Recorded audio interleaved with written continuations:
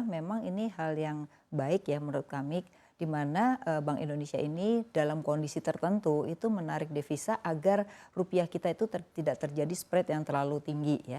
Karena ini akan berdampak terhadap inflasi dan tugas Bank Indonesia salah satunya adalah menjaga tingkat inflasi. Nah, dari dana masuk yang capital outflow portofolio itu sulit untuk diharapkan karena saat ini sedang lari kemana-mana gitu. Nah, oleh karena itu DHE salah satu cara untuk memperbaiki struktur rupiah kita. Nah, apa yang dilakukan BI ini baik karena satu adalah memberi insentif kepada DHE itu sendiri atau eksportir, di mana mereka lebih untung taruh uang di luar dibandingkan di dalam negeri. Maka tadi dikatakan kompetitif gitu. Nah, kompetitif itu artinya akan selalu melihat bagaimana negara lain memberikan bunga ya, terutama dengan Singapura aja sudah jauh lebih besar ya.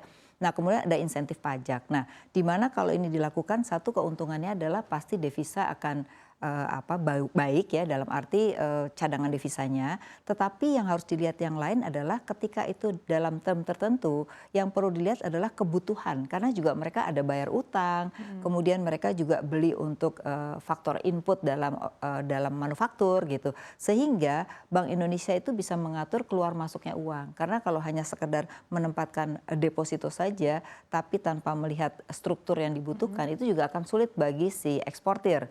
Di mana ketika mereka butuhkan itu sulit untuk diperoleh. Nah, jadi memang harus juga ada semacam Bank Indonesia harus membuat juga karena kan nggak banyak hanya 200 ya. Kalau 200 itu kan bisa dilihat berapa kebutuhan cash flow-nya sehingga Bank Indonesia tetap bisa menjaga. Yang ditakutkan tuh gini, uang masuk semua sekarang, rupiah menguat kan.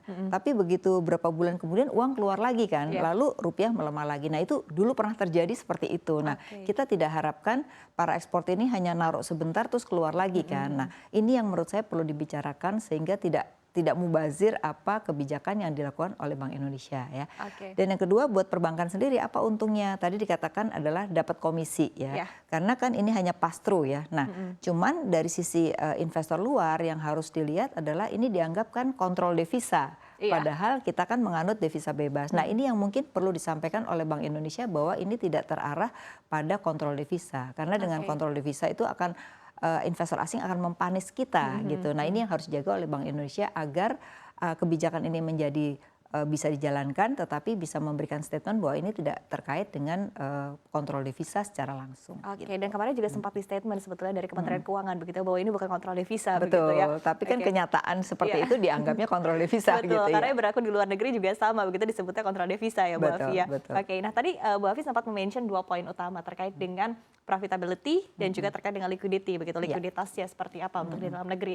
Nah, tanggapan dari Anda Pak Rifki terkait dengan hal ini begitu ya, seberapa besar tadi hal yang dilakukan oleh BI ini bisa menarik DHE dari sisi tadi profitabilitasnya juga dan juga likuiditasnya di dalam negeri yang artinya bisa dikatakan diharapkan bisa akan jauh lebih baik begitu dengan term yang ada dari BI ini sendiri. Seperti apa Pak Rifki?